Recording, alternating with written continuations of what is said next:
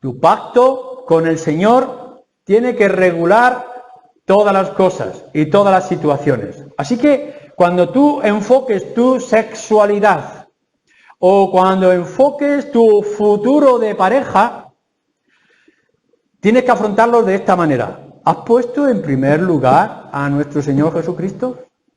¿Es el código del Evangelio lo primero que tiene que regular? Porque si no, no va a funcionar.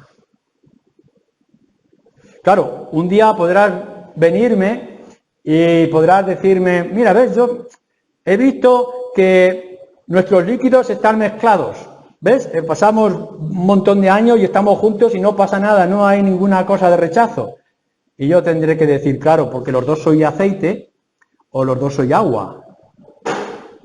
Esta es la situación.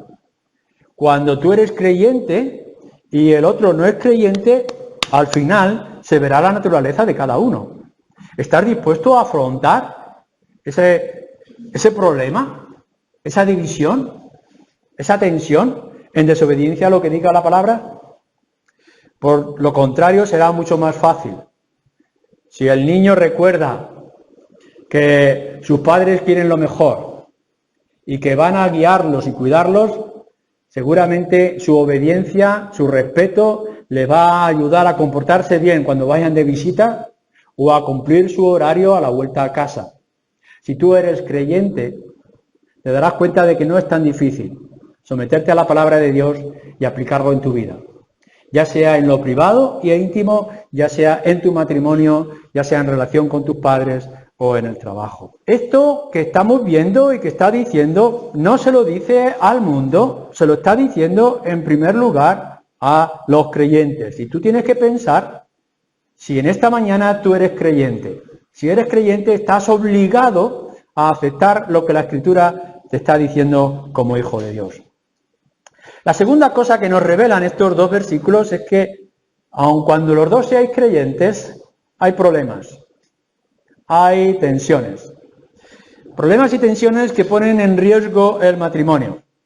Pero los que están unidos en matrimonio, ¡ay, qué bien! Los dos cristianos, una boda religiosa, cristiana, evangélica, su musiquita, ¡uy, qué bien! Las promesas, las velitas, etcétera, etcétera. Todo muy romántico, todo muy bien. Las primeras semanas de la mano a la iglesia, etcétera, pero luego viene la realidad. Luego vienen los conflictos. Los que están unidos en matrimonio, mando no yo, sino el Señor, que la mujer no se separe del marido. En el caso de Corinto, lo podéis ver en el versículo 1 de nuestro capítulo, en cuanto a las cosas que me escribiste, y bueno le sería al hombre no tocar mujer, hay alguna serie de problemas que la iglesia de Corinto tiene que tratar. En el capítulo 6, versículo 15, nos habla de las fornicaciones y nos habla de otras historias difíciles. Problemas en la iglesia de Corinto que ya hemos señalado en algún momento. Aquí no va a tratar del problema del adulterio. El adulterio se trata de otra forma, es otro asunto.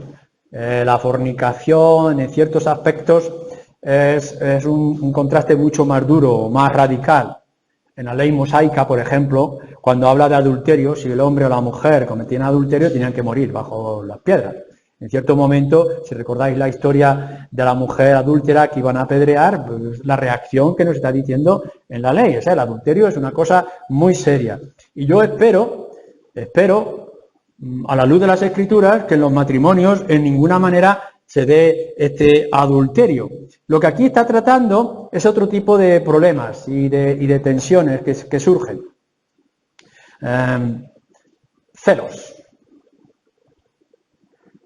La falta de confianza. En cuanto hay unas dudas y hay unas sospechas, el marido pasa demasiado tiempo en el trabajo, no le responde de la manera que tenía que responder, no hay gestos, no hay actitudes adecuadas, etcétera, males entendidos, las sospechas, etcétera. O quizá las tensiones a la hora de tomar decisiones. Cada uno quiere hacer de manera diferente en la educación de los hijos. Los hijos crean muchas tensiones en la pareja, porque el padre quiere hacer de una manera y la madre de otra, uno consiente y el otro es muy duro, uno dice que sí y el otro dice que no, y los chicos, los hijos como son tan listos, pues saben cómo actuar en cada momento y crear las divisiones entre los padres, y eso los padres lo van llegando. Las cuestiones de crisis, la crisis económica y cómo afrontamos la crisis económica, la falta de trabajo. Tú me prometiste que me ibas a comprar el coche o la bici o los zapatos y ahora no me los compras, etcétera. La economía es otro de los muchos problemas que también los creyentes tenemos que afrontar. O sencillamente cuando no aplicamos las reglas que nos dice la Escritura, ¿no? Cuando habla de que la mujer cómo tiene que someterse o dejarse llevar como guía en la palabra de Dios, o cómo el hombre tiene que amar con un amor sacrificial a su esposa, entregándose a sí mismo. Y cuando fallan estas reglas, estos principios, entonces surgen los problemas, porque el uno no actúa, quizá está actuando con un machismo exagerado, un malentendido de lo que es ser varón o cabeza en la casa, y la mujer con la terquedad de su corazón, sabiendo que es mucho más lista que él y que quiera llevar las reglas o las normas en ciertos sentidos, y crean problemas. No os voy a engañar. Si alguno de aquí se piensa que ser creyente nos va a quitar todos los problemas, esto es igual que la enfermedad. No te quites la mascarilla porque también te puedes contagiar. Y los creyentes también tendremos problemas matrimoniales y también surgirán las tensiones. No lo podemos evitar. Y van a surgir de diferentes maneras y diferentes aspectos. Ahora, lo que sí nos dice la Escritura y nos enseña es que tenemos la gran ventaja, no solamente de que tenemos un Dios misericordioso que nos va a ayudar, sino que los dos nos regulamos con la misma regla. Es decir, los dos tenemos el mismo código. Los dos podemos y debemos de ir a la Escritura. Y por tanto, cuando surge un problema de qué dirección tomar, y cuando chocamos o levantamos la voz, o no tenemos el control o dominio propio, podemos ir todos a la Escritura y decir, oye, acuérdate, esposo o esposa, lo que dice acerca del amor, o lo que dice acerca del control y dominio propio, o lo que dice acerca de traer estos problemas en oración, o la importancia de la comunicación o comunión, etcétera, etcétera. Podemos ir a ello. No es que uno va a tal escuela de psicología y el otro va a las Escrituras y chocamos. O que mi compañero de trabajo en el bar tomando una cerveza me dice que por qué no hago esto cuando tú me estás diciendo que el Espíritu o la palabra de Dios te dice esto otro. No, somos creyentes. Y como creyentes tenemos la ventaja de afrontar los problemas con la misma dirección, con el mismo organismo, con la misma Escritura. Sumisión a las Escrituras. Esto es lo que nos está diciendo. Cuando haya problemas en el matrimonio, de cualquier área, en cualquier situación, sumisión a las Escrituras. ¿Por qué? Ya lo hemos dicho. En primer lugar, hemos puesto al Señor. Y lo que estamos buscando en todas las áreas, es decir, aquí, es cómo puedo yo servir al Señor a través de mi matrimonio. Y por tanto, lo que necesito es escuchar la voz de Dios, pero no solamente escuchar, sino que tengo que obedecer lo que el Señor me está diciendo con respecto a mi matrimonio. Y cuando veis que esa tensión surge y que lo aplicáis ambos, o al menos tú, a las Escrituras, podréis ver que se activa, que se ve delante de vosotros luz para solucionar estas situaciones. Nuestra cultura tiende a terminar la relación y a comenzar otra. Así nos va en la sociedad en la que estamos viviendo. Ya sea porque hay un matrimonio religioso, la religión que sea, o ya sea un matrimonio civil, o ya sea simplemente una pareja que vive juntos por muchos años que pueda estar viviendo, llega un momento en que dice el amor se ha acabado, entre comillas, el amor nunca se acaba. El amor se ha acabado y por tanto yo te dejo y empezamos otra historia. Así que el hombre va por un lado y la mujer va por otro, simplemente es comenzar. Esto es tan fácil como comprarse unos zapatos. Te compras unos zapatos y si no te gustan o te aprietan, vas y los descambias. Esto es así. Incluso, a veces, hay aquellos listillos que van el día antes de la boda y buscan un traje para ver si le funciona, van a la boda y después lo devuelven porque no le vale. Esto es lo que está diciendo nuestra sociedad acerca de las parejas, del matrimonio, la sexualidad. Esto es nuestra cultura. Si se daña, se deja y se empieza de nuevo. Pero lo que nos está diciendo las Escrituras, a nosotros, los creyentes, y en este caso estamos hablando de 2 creyentes, lo que nos dice las Escrituras es que cuando algo se rompe, se remienda. Que cuando algo se daña, se arregla. Que nuestra actitud no es decir, bueno, aquí ya no podemos funcionar los dos, cada uno por su parte. No, lo que tenemos que hacer es arreglar este asunto. Es decir, lo tenemos que tratar. Hay problemas, hermanos y hermanas, claro que sí. Y problemas en muchas áreas. Pero lo que tenéis que hacer es aplicar lo que la Escritura está diciendo, que vosotros debéis aplicar para que esto funcione. No corráis, no deis la espalda. Afrontad y aplicar lo que la palabra de Dios dice, porque funciona. Si lo aplicáis los dos como creyentes, funciona. Tercer principio, y lo está dejando muy claro. Se dirige al hombre en primer lugar y a la mujer. Pero a los que están unidos en matrimonio, mando no yo, sino el Señor, que la mujer no se separe. Primero la mujer, que la mujer no se separe del marido, y si se separa, quédese sin casar, o reconcíliese con su marido, y que el marido no abandone a su mujer. No vamos a hacer énfasis aquí en la diferencia entre la mujer separarse y el marido abandonar, pero tiene también su razón de ser. Pero lo que nos está diciendo es principio cristiano, para aquellos dos que sois cristianos o aquellos que un día os queráis casar y formar un matrimonio cristiano. ¿Qué es lo que está diciendo? No separarse. Esto es lo que vosotros tenéis que clavar en vuestra mente. No os casáis para ver cuánto dura. Os casáis para que dure, para que sea así siempre. Intentar solucionar los problemas. Intentar ser firmes en la aplicación de los principios de las Escrituras. Cuando sea necesario buscar ayuda de otros que tengan más conocimiento o más experiencia, pero siempre someterse a la autoridad de la palabra para solucionar ese problema. No es la separación, no es el romperlo y tirarlo, es arreglarlo y continuar. Esto podrá parecer difícil, seguramente es mucho más difícil para aquellos que os consideráis inocentes en aquel problema, o que tenéis más razón o más derechos para tener que defender. Pero Pablo va a tratar este asunto con otros principios que son generales y que aplicamos también aquí. En el capítulo 9, versículo 19, nos dice así. Y todo el pasaje sería importante que lo pudierais leer con más detenimiento, pero centrad vuestra mente, capítulo 9, versículo 19. Por lo cual, siendo libre de todos, me he hecho siervo de todos para ganar a mayor número. Me he hecho a los judíos como judío para ganar a los judíos. Versículo 22. Me he hecho débil a los débiles para ganar a los débiles. A todos me he hecho de todo para que de todos modos salve a algunos. Y esto, versículo 23, hago por causa del Evangelio, para hacerme copartícipe de él. Me he hecho débil a los débiles, me he hecho siervo con los siervos, judío con los judíos. ¿Por qué? ¿Para qué? ¿A causa de qué? A causa del Evangelio. Es decir, que ahora tú afrontas un problema. Y el problema no se soluciona con la separación, con la huida, con la ruptura. No, lo que se dice aquí es, cede. Lo que te está diciendo es, hazte siervo, hazte débil con los débiles, por causa del Evangelio.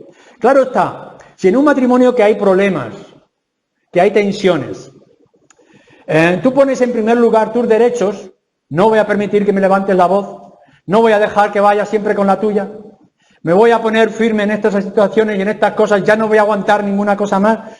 Lógicamente, si te pones tú en primer lugar, el matrimonio no va a funcionar. Pero lo que nos está diciendo la palabra de Dios es que si pones a Cristo en primer lugar, las demás cosas van a venir solas y se van a solucionar, o al menos lo vas a mantener. Lo importante es tu prioridad.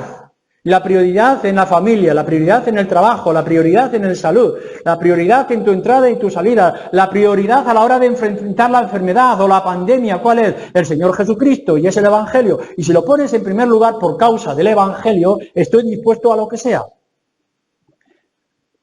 Tendréis que ver cuán importante es esto.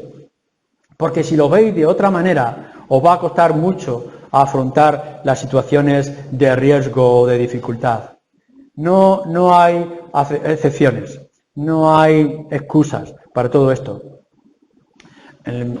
Pablo en Romanos capítulo 15 nos dice que tenemos que soportar la flaqueza de los débiles. O en su segunda carta a los Corintios, capítulo 6, versículo 3, nos dice que no seamos tropiezo para los débiles, en contexto de iglesia y de los creyentes. No seáis tropiezo el uno al otro, ceder. Todo lo puedo, pero no todo conviene. Y tu libertad no tiene que ser tropiezo o dificultad para tu hermano débil, en este caso tu esposo o tu esposa. La única cosa que nos puede aspirar y sabemos que nos deja en la libertad es el de la muerte, como dice también en Romanos capítulo 7, versículo 3. Piensa bien con quién te vas a casar un día. Piensa bien en qué relación vas a entrar. Nunca vamos a alcanzar lo que sería el ideal, pero debes buscar la mayor afinidad en todo ello. A veces estamos pensando únicamente decir, bueno, alguien me ha dicho que es creyente, lo he visto una vez que ha orado, viene a la iglesia, a los cultos, con eso para mí es suficiente. No, no es suficiente. No es suficiente. Si tú crees que en tu búsqueda del Señor y alabar y servir al Señor, esa persona va a ser una carga, no te pongas cargas. Si va a ser una dificultad o una barrera para tu crecimiento espiritual, no busques esa barrera. No es simplemente que te dejes engañar emocionalmente diciendo esta persona es para mí, seguramente yo la voy a cambiar y seguramente la voy a transformar. Te va a transformar a ti. Lo que estamos diciendo es, si tienes al Señor Jesucristo, seas soltero, seas casado, seas viudo, sea como sea, cual sea tu situación, que todo sea para la gloria del Señor. Y por tanto, todas las decisiones tienen que estar marcadas con esto. Busca a alguien, no solamente que sea afín en tu fe, sino en el nivel de tu fe. Y que esa persona te ayude a crecer y tú le puedas ayudar a ella. No solamente que sea creyente, sino que pueda ser un buen creyente. Que tú le puedas seguir y ella o él te pueda seguir. Que tú puedas llevarle y que él o ella pueda llevarte. No os separéis. Esa no es respuesta alguna de las Escrituras. No os separéis. Cuando te cases o tomes una decisión, que sea con todas las decisiones claras. Ahora bien, y el punto 4. Y si se separa, quédese sin casar o reconcíliese con su marido y que el marido no abandone a su mujer. Esto es una situación real. Llega un momento en que la situación ya parece que va a explotar, cuando parece que llega a ser insoportable. Vuelvo a decir, no estamos hablando del contexto del adulterio, que nos marca otra línea y otros contextos que llegaremos en su tiempo. Lo que está hablando aquí es que llega un momento en que el marido tiene una violencia verbal, quizá un desprecio emocional y psicológico contra la esposa que ya es insoportable, aun cuando diga ser creyente.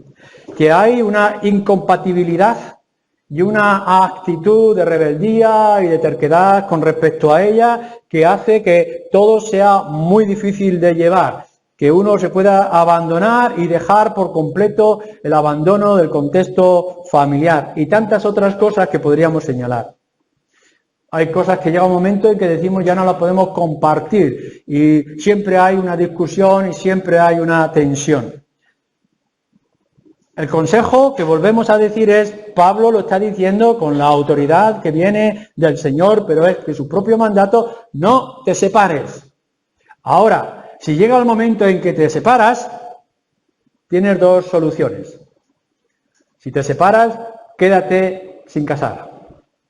Es decir, no puedes entrar en la excusa, mi marido llega muy tarde, o mi mujer no me cocina la tortilla de la manera adecuada, él ronca mucho, a ella le huelen los pies, ya no podemos aguantarnos, nos separamos. Y bueno, nos separamos sin casarnos hasta que aparece el compañero de trabajo o hasta que aparece la vecina tan simpática y entonces entramos en una nueva relación y nos autoengañamos. Hemos buscado esa excusa, a veces superflua, generalmente muy superflua, y nos separamos. La Escritura te dice, creyente, si llega un momento, esperemos que no, rogamos al Señor que no, si llega un momento en que las tensiones y los conflictos llegan a ser tan graves dentro del matrimonio, separaros, pero quedaros sin casar. No podéis aspirar ni buscar en manera alguna un nuevo matrimonio. O la segunda solución, cuando pase un tiempo, algo que Pablo ya ha tratado anteriormente, reconcíliate con tu hermano, con tu hermana, con tu esposo, con tu esposa. El principio es constante. ¿Tiene tu hermano algo contra ti? Mateo, capítulo 18, ¿tiene tu hermano algo contra ti? Trátalo. Antes de ir a ofrecer al Señor tus ofrendas y tu adoración y tu alabanza, ponte a bien con tu hermano. Y si no te escucha a ti, pues entonces tendrás que buscar a alguien. Es tan obligado el que peca a arrepentirse como el que ha recibido la ofensa a buscar la reconciliación y perdonar. Perdona hasta 70 veces 7, tienes que solucionarlo. Si hay un problema matrimonial, intenta solucionarlo. Si no, busca la ayuda que sea necesaria. Pero si llega un momento en que ya no se hace caso, ni siquiera la información, la instrucción, y ya no podéis vivir juntos, tendréis que afrontar la nueva situación separados, pero sin casaros, no buscando unas nuevas nupcias, porque vosotros sois lo mismo, tenéis la misma naturaleza y los mismos problemas los vais a llevar a otra relación, y el conflicto aún va a aumentar, y el daño a la familia, a los hijos, va a continuar. Y si ves que hay un arreglo, que hay una reparación del daño, como nos dicen las Escrituras que tenemos que buscar en todo lo que está dañado, entonces reconcíliate y comienza de nuevo. Esto es lo que nos está diciendo la palabra de Dios. Y no podemos decir otra cosa. Esta es la línea marcada que nosotros como creyentes tenemos que seguir. Claro que habrá muchos problemas, claro que afrontaremos muchas situaciones, claro que los pecados y los pecadores caen y se restauran y se arreglan, sí, pero en esta mañana tú sabes bien que si tienes que entrar en una relación matrimonial o de pareja, si eres cristiano, tiene que ser un buen cristiano que tenga una fe, aquel que te pueda ayudar a ti y que tú puedas ayudar al otro. Y que cuando te cases no estás pensando en si no perdura o si no resiste separarnos. No, el creyente se casa de por vida.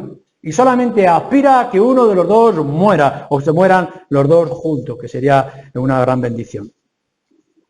Y si resulta que los problemas no se pueden aguantar, no se pueden resistir, habrá que traer una separación, pero no podemos traer otros apéndices a nuestro cuerpo espiritual. Quédate sin casar. Y si se arregla, porque tienes que seguir solucionando el problema, reconcíliate con tu pareja. Esto es lo que dice la palabra de Dios. Todo lo demás es rebeldía. Que el Señor tenga misericordia y nos sepa a nosotros como creyentes y como iglesia marcarnos la línea a seguir en estos asuntos. Amén. Amén.